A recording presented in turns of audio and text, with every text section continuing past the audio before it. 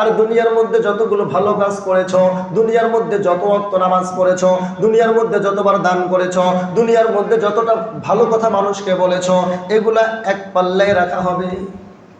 فأما من ثقلت موازينه فهو في عيشة راضية আল্লাহ, সব শেষ, দুনিয়া ধ্বংস হয়ে গিয়েছে। এবার দাড়ি পাল্লা।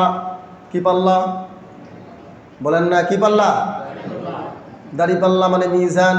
কি মিজান? মিজান মিজান বা নিক্তি দাঁড় করা হবে। এটা এমন একটা পাল্লা যেই পাল্লা কখনো কারো প্রতি কোনো জুলুম করবে না। মিজানের পাল্লা এমন তো একটা পাল্লা হবে, কিয়ামত দিবসে আল্লাহ যেই নিক্তি স্থাপন করবেন, যেই পাল্লা দাঁড় করাবেন, সেই পাল্লার মধ্যে ওজনে কম দেওয়া যায়? যদি বলেন ওজনে কম দেওয়া যায় না, বা ওজনে কম দেওয়া হবে না। এখানে আমল নামা ওজন করা হবে। কি ওজন করা হবে?